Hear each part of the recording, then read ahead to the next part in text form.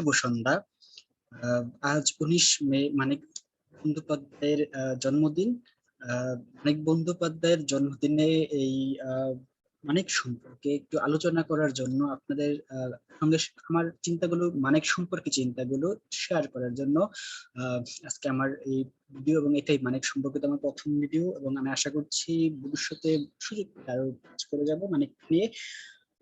মানুষ মানিকের লেখার আমরা দেখতে পাই যে পেয়ে থাকি আমরা আলোচনার ক্ষেত্রে অদৃষ্টের হাতে কীর্ণক মানুষের কথা। মানুষের লেখায় অদৃষ্টের হাতে কীর্ণক মানুষের কথাই বেশি আমরা পাই। আমরা মানিক লেখায় যা পাই নিয়ে আলোচনায় যাচ্ছি। আর এক্ষেত্রে প্রথমে কৃতজ্ঞতা স্বীকার করে নিচ্ছি আমার মানিক সম্পর্কিত জ্ঞানের জন্য, যিনি আমার শিক্ষাগুরু, আমাকে মানিক সম্পর্কে অবহিত করেছেন, এবং আমার একাডেমিক শিক্ষা জীবনের প্রায় সবগুলো কোর্সেই মানিক বন্দ্যোপাধ্যায় আমাদেরকে পড়িয়েছেন অধ্যাপক সৈয়দ আজিজুল হক স্যার। স্যারের প্রতি শ্রদ্ধার সঙ্গে স্যারকে স্মরণ করছি এবং স্যারের প্রতি কৃতজ্ঞতা প্রকাশ করছি। মানিক বন্দ্যোপাধ্যায় জীবনকে দেখেছেন বাস্তব ভূমিতে দাঁড়িয়ে, এটা সত্য, এবং বাস্তবের গভীরে ঝাঁপ দিয়ে তিনি জীবনের যে জটিলতা তা ধরতে চেয়েছেন। যে অভ্যস্ত জীবনযাত্রা আমাদের, এই শৃঙ্খলের মধ্যে যে জীবন, তার বাইরে গিয়ে দুর্দমনীয় জীবন প্রবাহের মধ্যে তিনি জীবনের রহস্য অনুসন্ধান করেছেন। জীবনের জটিলতা, গভীরতা অন্বেষণে সব সমতৎপর ছিলেন তিনি। আর সে কারণেই আপাত সিদ্ধিকে পেছনে ফেলে সত্যকে জানবার ব্যাকুলতায় তিনি এগিয়ে গেছেন। উপন্যাসের প্রসঙ্গ ও পদ্ধতি নিয়ে বারবার তিনি পরীক্ষা নিরীক্ষা চালিয়েছেন। বাস্তব জীবনকে তার পরিবেশ সময় তুলে ধরতে চেয়েছেন বলেই যে এই যে আমাদের সমকালীন সস্তা রোমান্টিকতা, এই আবেগ বিহ্বলতা ও ভাববাদ, এটাকে তিনি পরিহার করে গ্রহণ করেছেন কাকে? তিনি গ্রহণ করেছেন বস্তুবাদকে, দৃষ্টিকে, মানব জীবনের অর্থনৈতিক প্রক্রিয়াকে, এবং সর্বোপরি গ্রহণ করেছেন মার্ক্সবাদকে, যেটা আমরা সবাই জানি। একটা প্রকাণ্ড জড় প্রকৃতি মানুষের জীবনকে চালাচ্ছে। তার বিরুদ্ধে তিনি যে সংগ্রামে অবতীর্ণ হয়েছেন, যেটাকে আমরা তার বেশিরভাগ খেলা দেখি অদৃষ্টের হাত বলে, তিনি এটাতে আমাদেরকে বোঝাতে চাইছেন, বা আমরা এটাকে অভিহিত করে থাকি যে অদৃষ্টের হাত বা ভাগ্য। জ্বরের বিরুদ্ধে যে ঝড়, অদৃষ্ট, তার বিরুদ্ধে লড়াই করে চৈতন্য, সেই চৈতন্যের বিকাশ তিনি দেখাতে চেয়েছেন। অনুভব করেছেন এই জড় প্রকৃতির বিরুদ্ধে সংগ্রামে মানুষ পরাজিত হয়, কিন্তু মানুষের সংগ্রাম থেমে থাকে না, এই সংগ্রাম চলমান।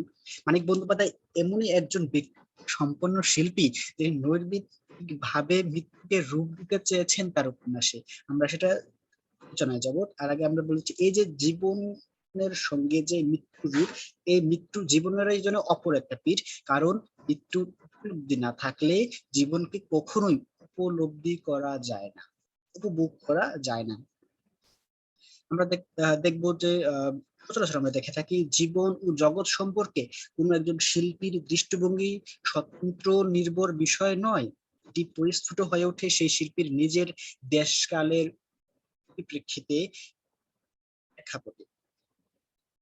তাই একজন লেখকের মানুষ প্রবণতা নির্ধারণ করতে হয় তার সমকালীন জীবন ও সাহিত্যের পটভূমির সঙ্গে। মানিক বন্দ্যোপাধ্যায়ের জীবন প্রবাহিত হয়েছে এক জঞ্জা বিক্ষুব্ধ জীবন সমুদ্রের তরঙ্গাকাতের ক্ষুব্ধ ফেনীলতায়। সমিতি 20 শতকের প্রথমার্ধ, এই সময়ে পুরনো পৃথিবীর প্রচলিত ঐতিহ্য আর বিশ্বাস, মনন আর মূল্যায়ন একটা প্রচন্ড ভাঙ্গনের রূপান্তরের মুখোমুখি ছিল। আমরা জেনে থাকবো 1914 এর প্রথম বিশ্বযুদ্ধ কালীন সময়টা পশ্চিমা সভ্যতার নতুন প্রাণ করলুলে বিপরীতমুখী চিন্তা এবং তার তত্ত্বের সংঘাত, উত্তাল ভাব বললাম, এটা আমরা দেখবো। দুটি বিশ্বযুদ্ধোত্তর ফলশ্রুতিতে সামাজিক আর নৈতিক জীবনের প্রতিক্রিয়া, পাশাপাশি মার্ক্সীয় বৈপ্লবিক সাম্যনীতি আর ফ্রয়েডীয় যুগান্তকারী যৌন তত্ত্বের আলোড়ন, এগুলো মানিকের লেখা আমরা পাবো থাকি। পৃথিবী সম্পর্কে মানুষের স্বপ্ন আর স্থির নিশ্চিন্ত আদর্শের সৌধে ফাটল ধরিয়েছে। একদিকে মানুষের জীবন, ভাব জীবনের এই যে বিক্ষোভের ছবি, অন্যদিকে বহির্জীবনের শিল্প বিপ্লবের ছবি, অন্তর্যুগের ক্রমপ্রসারের চিত্র। এর ফলশ্রুতিতে আমরা দেখে থাকি যে সভ্যতার ভারকেন্দ্র সহজ গ্রামীণ জীবন থেকে ক্রমশ সরে এসেছে নাগরিক জীবনে যন্ত্রবিদ্যুৎ নাগরিক পরিবেশে। এই সময় মানুষ সংশয়ান্বিত হয়েছে, সন্দেহ প্রকাশ করেছে পুরনো ধর্মবিশ্বাস, সংস্কার আর নীতিবোধ সম্পর্কে, যেখানে লজিক্যাল মর্মভেদ মনোবিদ আলুতে তারা সবকিছুকে নতুন করে যাচাই করতে শুরু করেছে, তর্ক করতে শুরু করেছে, বোঝাতে শুরু করেছে যে কেন এটা ঘটছে। দারিদ্র্যের মধ্যে ত্যাগের যে মহিমা তারা মানতে রাজি নয়, কিংবা প্রেমের নামে কোনো অলৌকিক বিহ্বলতার চেতনায় বিহ্বল হয়ে পড়ে না। সমস্ত কিছুকে সাদা চোখে দেখবার, যাচাই করবার নেশায় এই সময়ের মানুষ মেতে উঠেছে। এই সংশয় জিজ্ঞাসা, বুদ্ধিজীবী মানুষের আদর্শের দ্বন্দ্ব, বিক্ষোভ, হতাশা তীব্রতর হয়ে উঠেছে রাজনৈতিক সংগ্রাম চেতনা। মানুষের মন, সমাজ ও যোগ চিন্তার আঘাতে আঘাতে জর্জরিত, বিক্ষুব্ধ হয়েছে বহু বিচিত্র ভাবে। আমরা দেখে থাকি মানে লেখায়। আর আমরা ধারণা করে, আমরা জেনে সবাই জানি এবং আমরা ব্যবহার করে থাকি যে সাহিত্যকে বলা হয় জীবনের দর্পণ হিসেবে, তা সাহিত্যকে দেখা হয় জীবনের দর্পণ হিসেবে। সেখানে যুগ ও জীবনের নানা ছবি নানা রঙে নানা রূপে নিরন্তর আত্মপ্রকাশ করে। মানিকের জীবন চেতনার মধ্যে স্বাভাবিকভাবে এই যে চিত্র তা ফুটে উঠেছে যুগ ও জীবনের অবক্ষয় আর সংশয় জিজ্ঞাসার ছবি। অখণ্ড ও সমগ্র জীবনকে দর্শন করতে চেয়েছেন তিনি। তার জীবন কেউ কখনো দেখেছেন ফ্রয়েডীয় যৌন সমস্যার পরিপ্রেক্ষিতে, কখনো মার্ক্সীয় সাম্যবাদের দৃষ্টিতে। আর জীবন দৃষ্টিতে প্রখর বাস্তবতা ছিল, কিন্তু আশাহতের কিংবা আদর্শবাদীর স্বপ্নবঙ্গের বিহ্বলতা ছিল না, সেটা আমরা দেখে থাকি। তার জীবন দৃষ্টি ছিল সমাজ ও যুগচেতন এবং বাস্তব ও জীবনের বিচিত্র উপকরণে সজ্জিত। তার আহ এই যে মানিকের যে জীবন চেতনার মধ্যে হয়তো যুগের রুগ্নতা, বিকৃত রূপ ও বিকলাঙ্গ চেহারার ছায়াপাত ঘটেছে, কিন্তু তাই বলে সেখানে খণ্ডিত এক দর্শিতা কখনো ঠাঁই পায়নি। এখানে মানিক তার সমকালীন শিল্পীদের থেকে আলাদা। অর্থহীন ভাবোচ্ছ্বাস, শ্বাসরোধী মরবিড আবেগ সাহিত্যে কখনোই স্থান পায়নি। আমরা দেখে থাকি যে আমরা উন্নত করে থাকি, জেনে থাকবো বা 20 শতকের দ্বিতীয় শতক পর্যন্ত বাংলা সাহিত্যে রবীন্দ্রনাথের প্রভাব ছিল অপ্রতিহত গতিতে এবং সেটা এগিয়ে চলছিল। বাংলা সাহিত্যে মনে মনে এই যে এক গেইমের একটা অবসান কামনা করছিল, এর চলার পথে একটা নতুন মোড় নিল তখন প্রথম বিশ্বযুদ্ধের অভিজ্ঞতা তাদের সেই আকাঙ্ক্ষাকে বাস্তবায়িত করলো। যুদ্ধোত্তর বাংলা সাহিত্যের প্রবণতা হলো রবীন্দ্রনাথের প্রভাবকে পরিহার করে নতুন ভাব ব্যঞ্জনায় সাহিত্যের যুগের সংকটকে চিত্রিত করা। এমনই সময় প্রাচীনতার সমাধি রচনা প্রকল্পে নবীন সাহিত্য গোষ্ঠী এগিয়ে এলেন কল্লোল পত্রিকার মাধ্যমে। আপনারা জেনে থাকবেন 1923 সালে কল্লোল পত্রিকা প্রথম প্রকাশিত হয় দীনেশ রঞ্জন দাশের সম্পাদনায়। এতদিন পর্যন্ত আমাদের কথা সাহিত্যে যে দ্বন্দ্ব দেখা গিয়েছিল তার মূলে ছিল ধর্ম, পরিবার বা সমাজের সংস্কারজাত বাধা, কিন্তু এই নতুন যুগের গল্পে যা কিছু দ্বন্দ্ব, যা কিছু সংকট, সবই সদ্যোদ্ভূত অর্থনৈতিক সংকট। কারণ তখন বিশ্বযুদ্ধ প্রায় শেষ। আঘাত মানুষকে প্রত্যাঘাত করতে শেখায়। যুদ্ধের ভয়াবহতা ও শোষিত জীবনের বঞ্চনা মানুষকে অধিকার সচেতন করেছে প্রতিবাদ মুখর এবং সাম্যবাদী আদর্শ উদ্বুদ্ধ। যুগের অভিঘাতে সমাজ যেন আলোড়িত হয়েছে, তেমনি সমাজের আলোড়নের সাহিত্য পেয়েছে একটি অভূতপূর্ব গতি। প্রথম বিশ্বযুদ্ধের পর উদ্ধত যৌবনের উদ্দামতা নিয়ে কল্লোল গোষ্ঠীর তরুণ লেখক সমাজ জীবনবাদের বিদ্রোহের স্লোগানে উচ্ছ্বসিত হয়ে উঠেছিল। কল্লোলের এই যে কোলাহল বাঙালির একটা উত্তেজক ধ্বনি শুনতে পেয়েছিল, অচিন্ত্য কুমার সেনগুপ্ত তার কল্লোল যুগ গ্রন্থে এ সম্পর্কে লিখেছেন। কল্লোল যুগ গ্রন্থে লিখেছেন অচিন্ত্য কুমার সেনগুপ্ত, রবীন্দ্রনাথ থেকে সরে এসেছিল কল্লোল, সরে এসেছিল অপজাত ও অবজ্ঞাত মনুষ্যত্বের জনতায়, নিম্নগত মধ্যবিত্তদের সংসারে, কয়লা কুঠিতে, খোলার বস্তিতে, ফুটপাতে, প্রতারিত ও পরিত্যক্তের এলাকায়। যুদ্ধোত্তর পৃথিবীতে মানুষ নানা রকম মানসিক ব্যাধিতে আক্রান্ত হয়েছিল। এই যে ব্যাধির উৎস ও প্রকৃতি নিয়ে গবেষণা করতে করতে ফ্রয়েড চেতনা লোকের নিচে এক অচেতন লোকের আবিষ্কার করে ফেললেন। অবদমিত যৌন প্রবৃত্তি যে সমাজের মধ্যে বিকৃত পথে বিকাশ লাভ করে তার বিচিত্র তথ্য উদ্ঘাটিত করে ফ্রয়েড, ইয়ং প্রমুখ মনোবিজ্ঞানীরা বিজ্ঞানের জগতে এক নবযুগের ধার উন্মোচন করে দিলেন। তাদের এই যে নব আবিষ্কৃত তথ্যগুলো কল্লোলীয়দের রচনায় ব্যাপক প্রভাব বিস্তার করে। মানিক বন্দ্যোপাধ্যায়ের কালের দিক থেকে কল্লোলের সমকক্ষ, মানে কালের দিক থেকে কল্লোলের সমকক্ষ সেটা আমরা জানি, এবং কিন্তু এই তাই বলে যে তাকে ঠিক কল্লোলের কুলবর্ধন বলা যাবে সেটা কিন্তু না। কারণ অন্যান্যদের তুলনায় মানিকের জীবন চেতনা ছিল ভিন্ন ধরনের। তিনি অত্যন্ত প্রগতিশীল দৃষ্টিভঙ্গির অধিকারী এবং একজন বৈজ্ঞানিক জীবন সমালোচক, এটা আমরা জানি।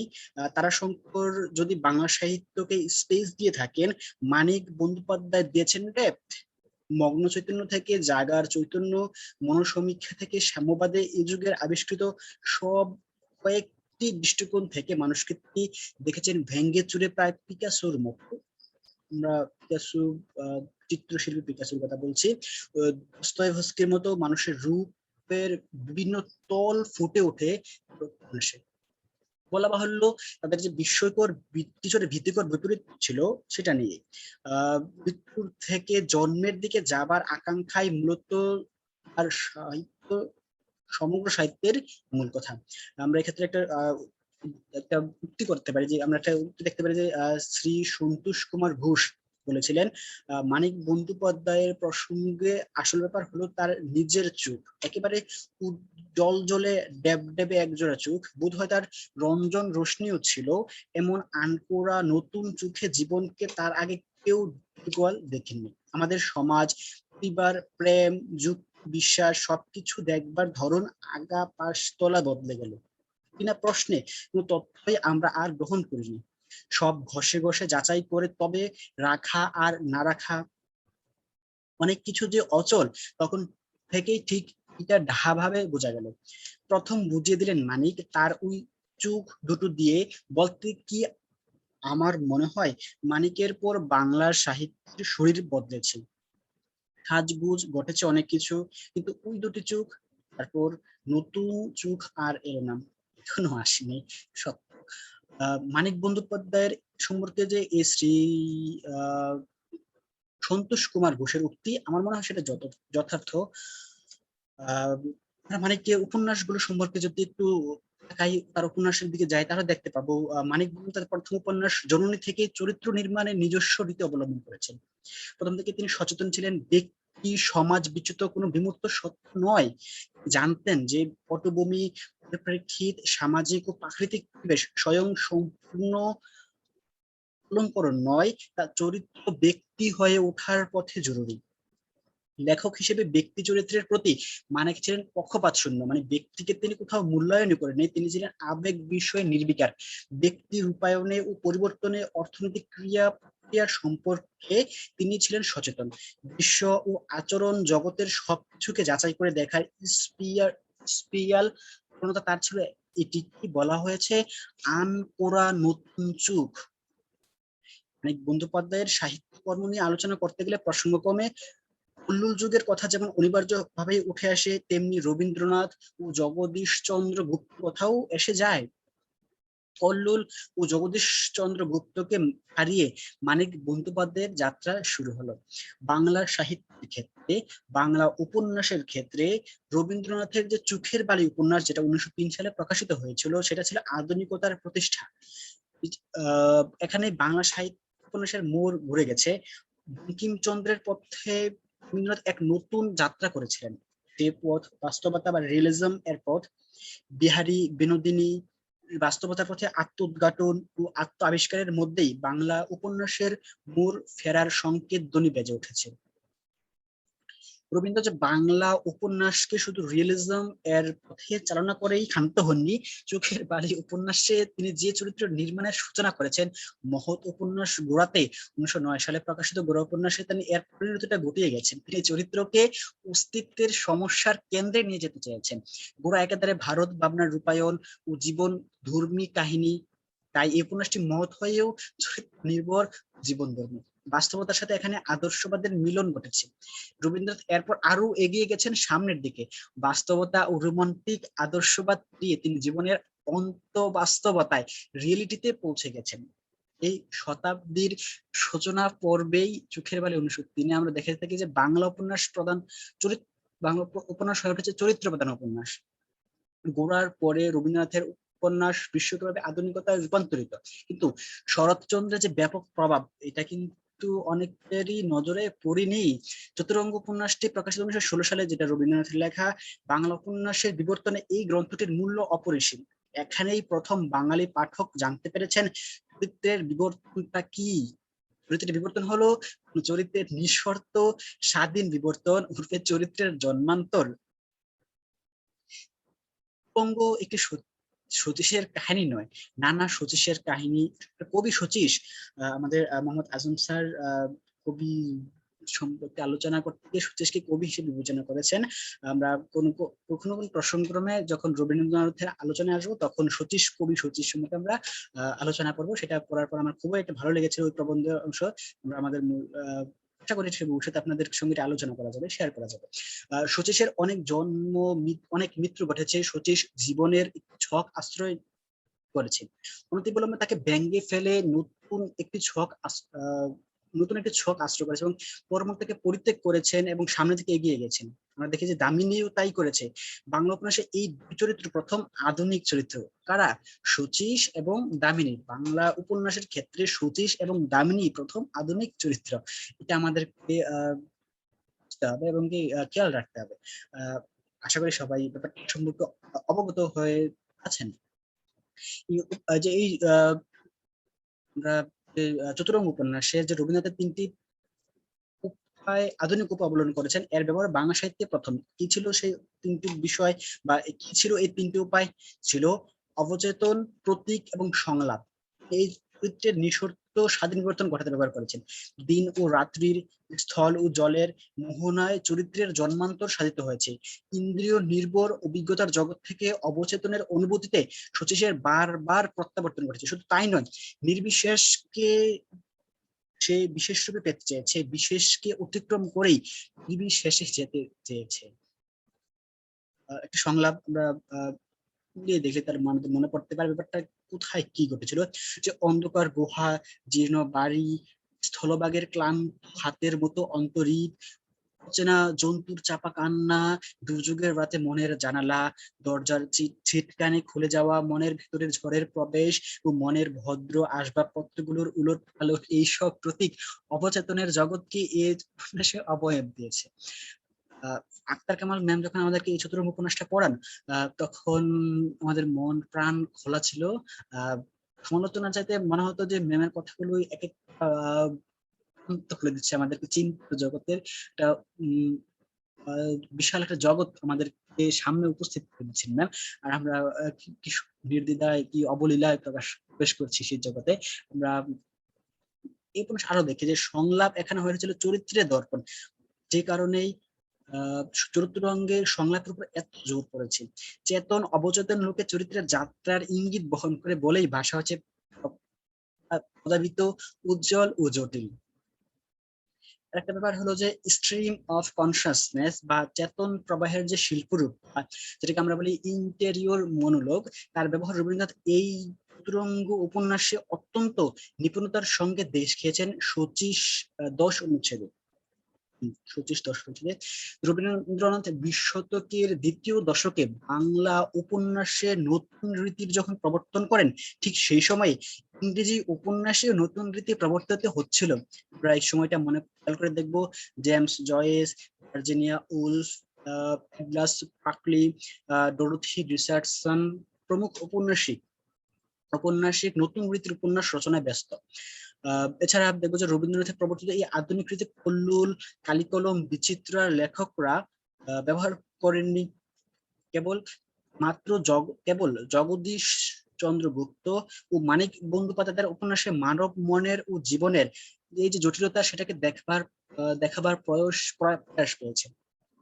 জানি যে 1916 সালের দিকে রবীন্দ্রনাথ ভারতীয় কথা সাথে যে সুবিপুল শিল্প সম্মানের দুয়ার খুলে দিয়েছিলেন, তার ব্যবহার শরৎচন্দ্রের প্রভাবে ঢাকা পড়ে গিয়েছিল। শরৎ পরবর্তী বাংলা উপন্যাসের ক্ষেত্রে জগদীশ চন্দ্র গুপ্ত যে নির্মোহ বিজ্ঞান দৃষ্টি প্রবর্তন করেছিলেন, মানিক বন্দ্যোপাধ্যায় ছিলেন এই বিজ্ঞান দৃষ্টির সার্থক শিল্পী।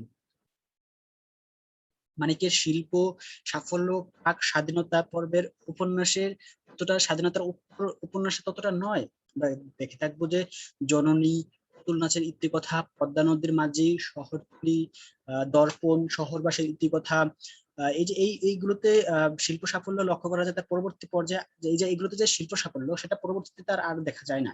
বাংলা উপন্যাসের মানিকের যে তার প্রথম দিকে উপন্যাসের কারণে সেটা সত্য আমরা দেখবো যে পুতুল নাচের ইতিকথা, যেটা 1316 বঙ্গাব্দে প্রকাশিত, সেটা বস্তুনিষ্ঠ শিল্প ভাবনা, নির্মোহ চরিত্র চিত্রণ এবং জীবনের জটিলতার বিশ্লেষণ, এগুলো এগুলোর কারণে সেটা বাংলা সাহিত্যে একটা উজ্জ্বল নিদর্শন হয়ে আছে। আমরা দেখবো যে আমাদের পরিবার, সমাজ, প্রেম, ভক্তি, বিশ্বাস, ত্যাগ সবকিছুকে দেখার যে ধরন, সেটা এই গ্রন্থটিতে পাল্টে গেল জননীতে। প্রচলিত মূল্যবোধ ও ধারণা সম্পর্কে প্রবলভাবে নাড়া দেয় উপন্যাসটি আমাদের মন এবং মানসিকতাকে। বেঁচে থাকার প্রক্রিয়া, প্রেমের পরিণতি ও রূপান্তর যে কত জটিল, তা আমরা এখানেই প্রথম এখানে আমরা লক্ষ্য করি। তারাশঙ্করের বিপরীত পথ ধরে মানিক বন্দ্যোপাধ্যায়ের যাত্রা। তারাশঙ্কর সাহিত্যের আগে রাজনীতিতে যোগ দিয়েছিলেন।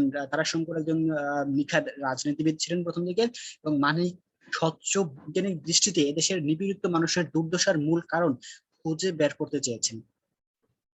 সাহিত্য জীবন শুরু করার পর জীবন ও সাহিত্য সম্পর্কে তার জীবন দৃষ্টি, তার দৃষ্টিভঙ্গি পরিবর্তিত হয়েছে, কিন্তু মার্ক্সবাদের সাথে যে পরিচয় ঘনিষ্ঠ হবার পর তিনি উপলব্ধি করেছেন যে তার আগের লেখায় অনেক ভুল, ভ্রান্তি, মিথ্যা আর অসম্পূর্ণতার ফাঁক রয়ে গেছে। এটা সত্য যে আমরা আমাদের লেখাগুলো যখন একটু নির্দিষ্ট সময় পর অবলোকন করি, তখন আমরা দেখতে পাই যে আমাদের লেখাতে কোথায় ত্রুটি রয়ে গেল, কোনটা কাঁচা হাত, সেটা আমরা আমাদের অপরিণত একটা অবস্থার ছাপ থেকে যায় লেখায়। সেটাই মানিকের কথায় আমরা মানিক এটা নিজেই স্বীকার করেছে। মানিক বন্দ্যোপাধ্যায়ের মানুষের যে মুক্তি বলতে বোঝাতে চাইছেন যে এই নিপীড়িত মানুষের মুক্তি। আমরা তারপর এক্ষেত্রে একটা ব্যাপার হচ্ছে মানিক বন্দ্যোপাধ্যায়ের যে দেখার দৃষ্টি এবং দৃষ্ট ভিন্ন প্রকারের ছিল। দৃষ্টি এবং দৃষ্ট এটা কিন্তু আলাদা ছিল। তিনি অত্যাচারিত শ্রেণীর মধ্যে শক্তির উন্মেষ লক্ষ্য করেছেন এবং সেই উন্মেষকে সাহিত্যে চিত্রিত করেছেন। এই শক্তির একমাত্র উৎস হচ্ছে উৎপীড়িত শ্রেণীর চেতনা এবং একতা। অন্যান্য উপন্যাসিকের মতো মানিক বন্দ্যোপাধ্যায় মানিয়ে চলার লোক ছিলেন না। তিনি মেহনতি মানুষের অর্থনৈতিক মুক্তির আকাঙ্ক্ষী ছিলেন। তার চিন্তাধারার শেষ লক্ষ্য ছিল শোষণ মুক্ত রাষ্ট্র। এ পর্যায়ে রাজনৈতিক উপন্যাসগুলোতে তিনি বিশ্লেষণ করে দেখিয়েছেন শোষণের রূপ, মধ্যবিত্তের দূরত্ব অতিক্রম করে জনজীবনের কাছে গেলে যে সত্য সামনে আসে তা তিনি উন্মোচন করে দেখিয়েছেন। সে সত্যের নাম শ্রেণী সংগ্রাম। আমরা মার্ক্সবাদের কথা বলে থাকি। এটা এ পর্যায়ের উপন্যাসে তিনি দেখিয়েছেন যে প্রচলিত মধ্যবিত্ত আন্দোলনগুলি শ্রেণী স্বার্থ আদায়েরই আন্দোলন। তার বক্তব্য ক্রমশ স্পষ্ট হয়েছে। নিপীড়িত চরিত্রগুলি হয়ে উঠেছে আরো সংগ্রামী। মার্ক্সীয় দৃষ্টিতে তিনি শ্রেণীর ঐক্যবদ্ধ সংগ্রামী শক্তির উপর তিনি আস্থা রেখেছেন। নেতৃত্ব প্রসঙ্গে তার চূড়ান্ত সিদ্ধান্ত ছিল এরকমটা যে পরিবেশী নেতার জন্মভূমি, উপযোগিতা, চাহিদা অনুসারে নেতার উদ্বোধন যে কোনো শ্রেণীর থেকেই সম্ভব। এই নেতা তৈরি করে কারা? নেতা তৈরি করে জন্মভূমির উপযোগিতা এবং চাহিদা। আমরা যদি বাস্তব উদাহরণ দিতে যাই, শেখ মুজিব কথা বলতে পারি, নেলসন ম্যান্ডেলার কথা বলতে পারি, এবং তারা সময় উপযোগী প্রেক্ষাপটেই নেতা হয়ে উঠেছেন। অন্যান্য ঔপন্যাসিকের মতো মানিক আঙ্গিক প্রধান উপন্যাস লেখেননি। তিনি লিখেছেন বক্তব্য প্রধান উপন্যাস। বৈজ্ঞানিক যে রূঢ়তার কারণে এবং জীবনান্বেষণের তাগিদে অতিরিক্ত ব্যস্ততার ফলে লেখা সবসময় শিল্পোত্তীর্ণ হয়েছে এমন নয়। বাংলা উপন্যাসের ধারায় মানিক যে বক্তব্য উপস্থিত করতে চেয়েছেন, সেই বক্তব্যের পক্ষে অবলম্বনযোগ্য ও সহায়ক কোনো ঐতিহ্য ছিল না। তিনি পথিকৃতের ভূমিকা এক্ষেত্রে পালন করেছেন। তাই তার রচনার মধ্যে অনভ্যস্ততা আছে, যা শিল্প উৎকর্ষ অর্জনের ক্ষেত্রে ধনাত্মক নয়, অনেক ক্ষেত্রে ঋণাত্মক। এক্ষেত্রে বলা থাকে যে মানিকের রচনার যে একটা শিল্পের সংকট থেকে যায়। আমরা যদি সুযোগ পাই এটা নিয়ে শেষ অংশের দিকে বলবো। আমরা এখন দেখার চেষ্টা করবো যে লেখক মানিক যে জীবনকে দেখেন, সেটা অবশ্যই তার শিল্পকর্ম সচরাচর যে কোনো লেখকই, মানিক নয় কেবল, যে কোনো লেখকই যেটা তার জীবনকে যেভাবে দেখেন সেটাই তিনি তার শিল্পকর্মে প্রতিভাত হয়, এবং সেই জীবন রস সমৃদ্ধ শিল্পকর্ম লেখকের বিশিষ্ট মনোভঙ্গির কথাই ঘোষণা করে। ওকে, এক্ষেত্রে আমার জেমস জয়েসের একটা কথা মনে পড়ছে। জেমস জয়েস বলেছিলেন যে no good novel will ever proceed from a superficial mind. এই কথার উপর ভিত্তি করেই বলা যায় যে উপন্যাসের শিল্প কর্ম বিচারে লেখকের মানস বিচারই হয়ে থাকে। ওকে, এক্ষেত্রে আমরা এখন কয়েকটা বিষয় দেখবো যে মানিক বন্দ্যোপাধ্যায় কোন পদ্ধতিতে বা মানিক বন্দ্যোপাধ্যায়ের শিল্প বা উপন্যাসের ক্ষেত্রে কোন কোন বিষয় আমাদের আলোচ্য বা বিবেচ্য, বা আমরা কোন কোন দিক থেকে মানিককে চিন্তা করতে পারি, মানিককে আলোচনা করতে পারি। এখন আমার দেখার একটা ব্যাপার হলো, আমি তিনটা বিষয়কে দেখতে এখানে বুঝতে চেষ্টা করছি বারবার। মানিক বন্দ্যোপাধ্যায় কি পদ্ধতিতে জীবনকে দেখেছেন, মানিক বন্দ্যোপাধ্যায় কি পদ্ধতিতে জীবনকে দেখেছেন, তিনি জীবন থেকে কি গ্রহণ করেছেন এবং কি বর্জন করেছেন, তার সমস্ত বক্তব্য কোন নৈতিক বোধে বিশিষ্ট। এই তিনটা বিষয় মানিকের লেখা আমরা খোঁজার চেষ্টা করবো, আলোচনার চেষ্টা করব আমাদের পরের অংশটাতে। মানিক বন্দ্যোপাধ্যায়ের ক্ষেত্রে যে শিল্প সংকটের একটা অনুযোগ শোনা যায়, এই সংকট মূলত তার মতবাদের সংকট। এই সংকটের স্বরূপ উপলব্ধি করার জন্য মানিক বন্দ্যোপাধ্যায়ের উপন্যাসগুলির বিভিন্ন পর্যায়ে আলোচনা করা দরকার। তার চতুষ্কোণ ও সরীসৃপ পর্যায়ে রচনাগুলি ছাড়া পদ্মা নদীর মাঝি, পুতুল নাচের ইতিকথা অথবা শহরতলিতে কিংবা চিহ্ন উপন্যাসে যৌনতাকে মুখ্য বিষয় হিসেবে দেখানো হয়নি। শহরতলি, পদ্মা নদীর মাঝে চিহ্ন, পুতুল নাচের ইতিকথা, এই সমস্ত উপন্যাসের প্রধান বিষয় ছিল মানুষ।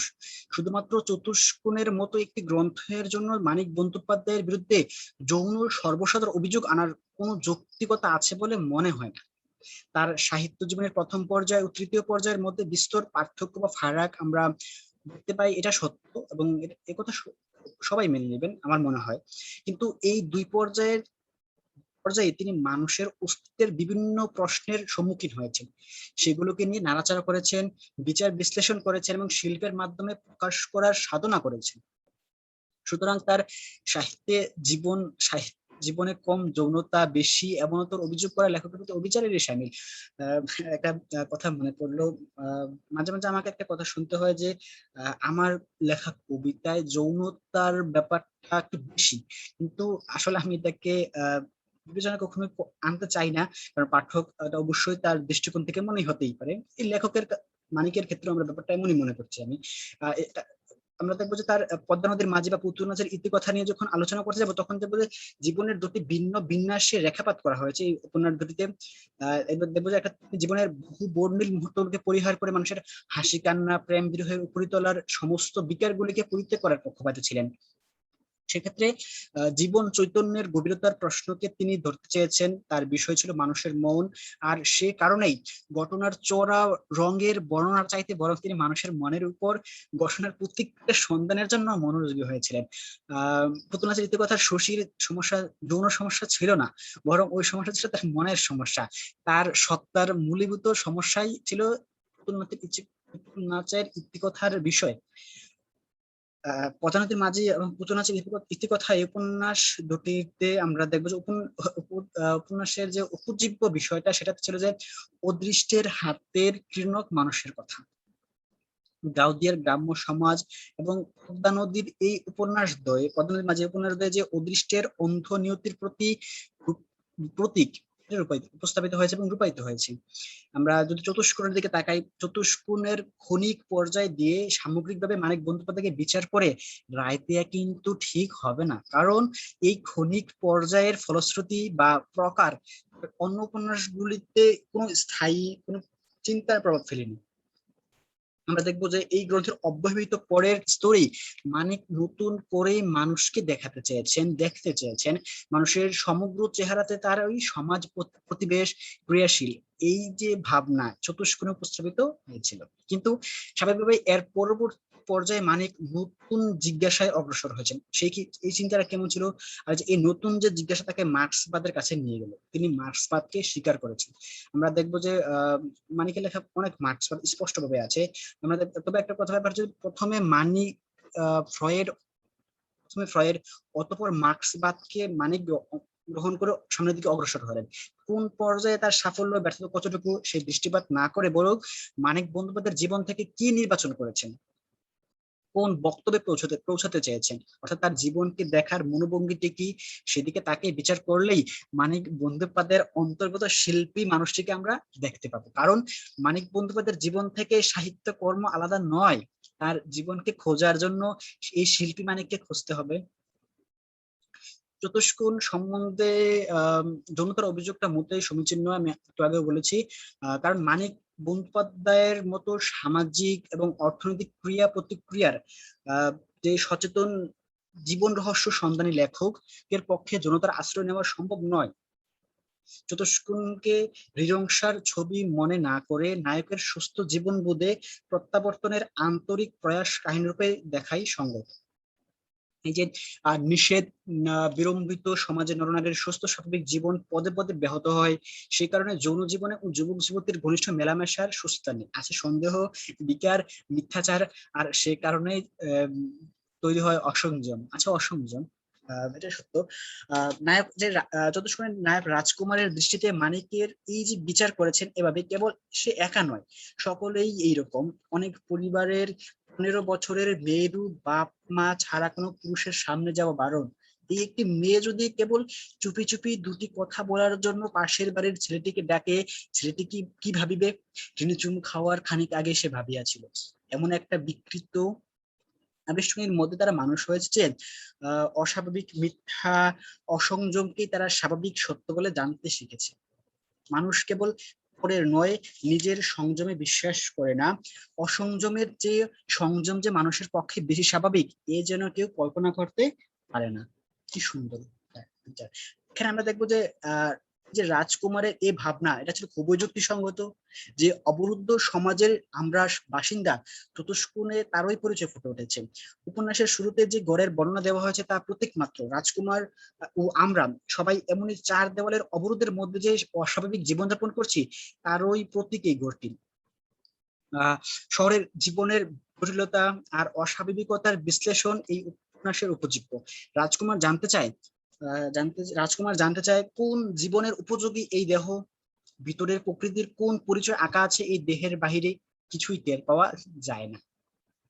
এই যে রাজকুমারের যে এই প্রশ্নের, এই যে প্রশ্ন উত্তরের জন্য যে বেকুলতা, ঋণী, গিরি, মালতী, ষোড়শী, রুক্মিণী, কালী এদের মধ্যে অন্বেষণ করে বেড়ায়। নগ্ন নারী দেহ দেখতে চাওয়ার প্রস্তাবে অনেকেই রাগ করে, কেবল রাজি হয় ষোড়শীর নগ্ন শরীর দেখে রাজকুমার বলে, তুমি এত সুন্দর, তোমাকে আমি এখন প্রণাম করতে পারি।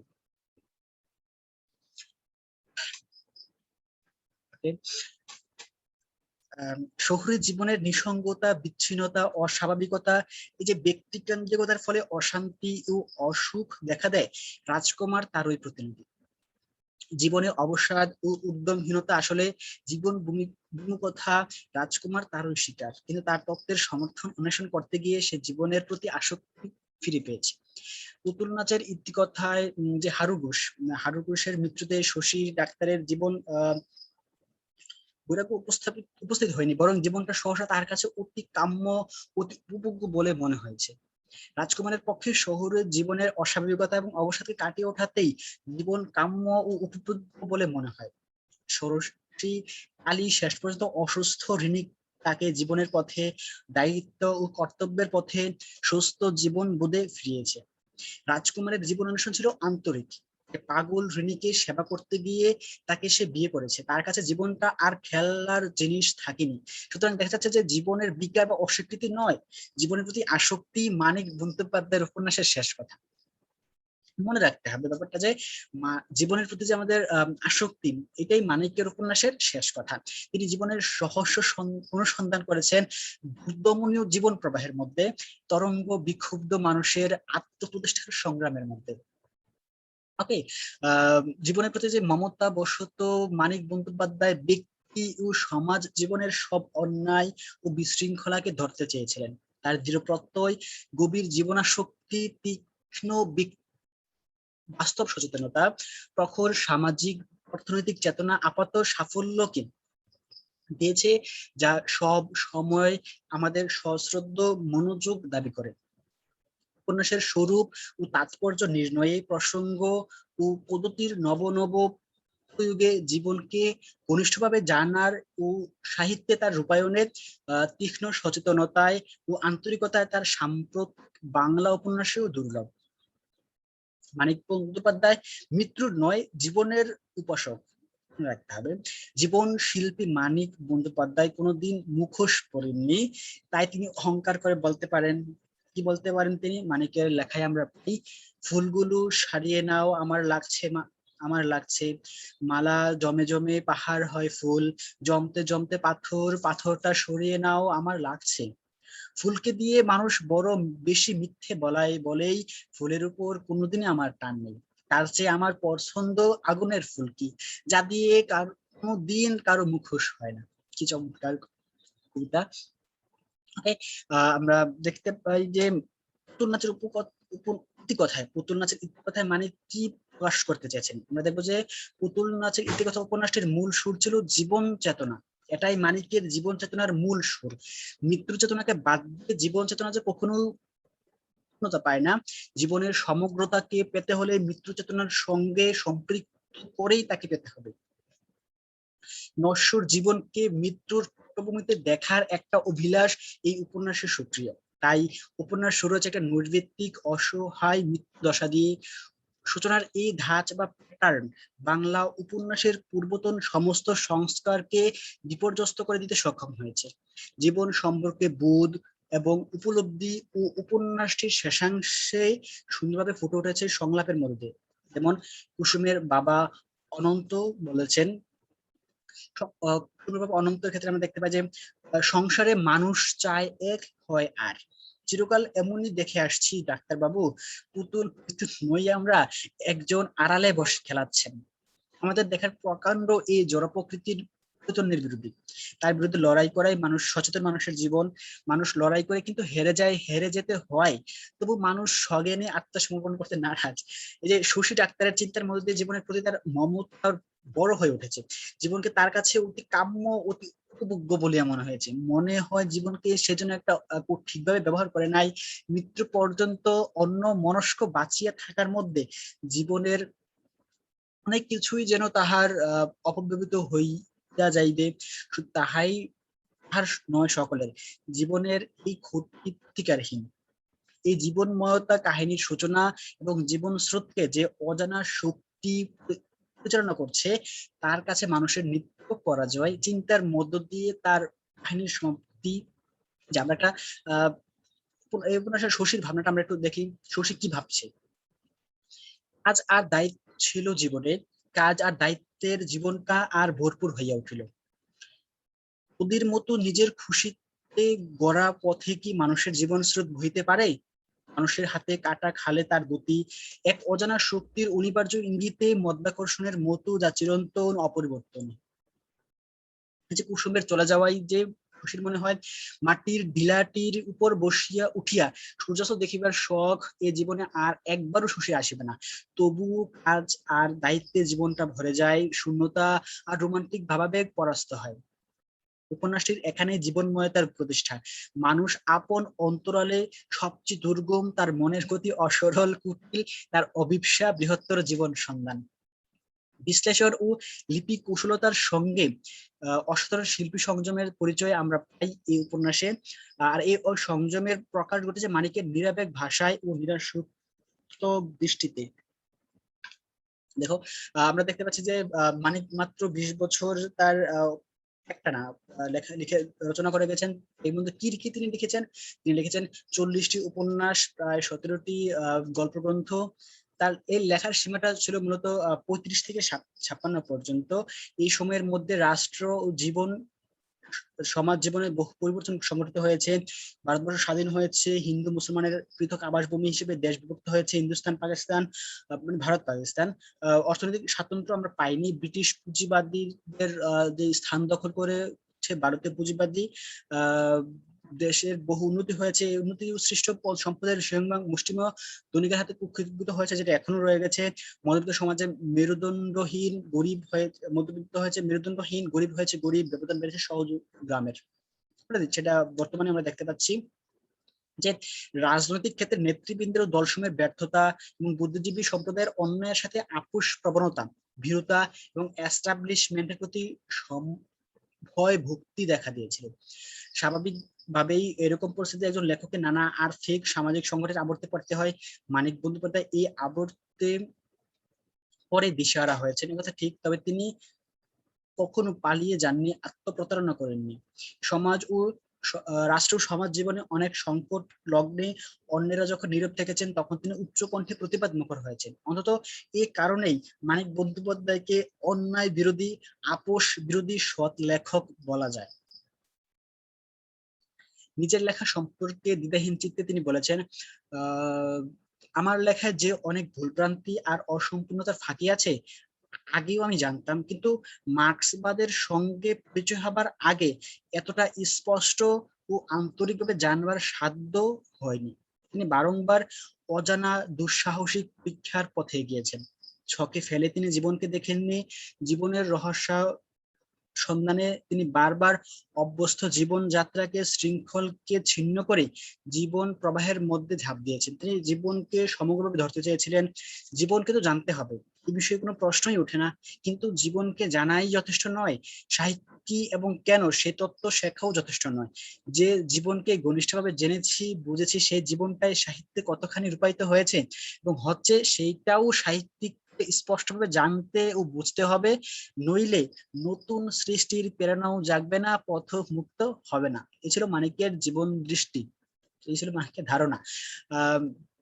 জীবনের আপাত সাফল্যের মধ্যে আবদ্ধ না থেকে একজন মহৎ শিল্পীর মতো নিজের সীমা বারবার উত্তীর্ণ হতে চেয়েছেন মানিক, এবং উপন্যাসের প্রসঙ্গ পদ্ধতি নিয়ে দুঃসাহসিক পরীক্ষায় আজীবন নিরত ছিলেন। এইটাই বোধ হয় মানিক সম্বন্ধে সবচেয়ে বড় ও নিরপেক্ষ মন্তব্য।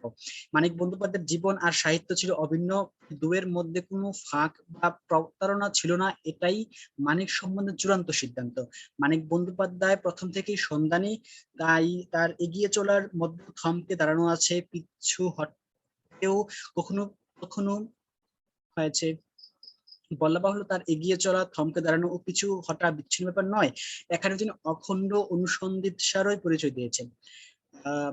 এখানে একটা Nirendranath Chakraborty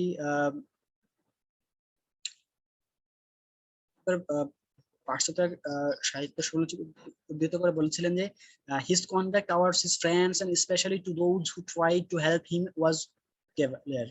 He made a principle of biting by hands that tried to feed him, and the curious thing is that he loved those friends nonetheless.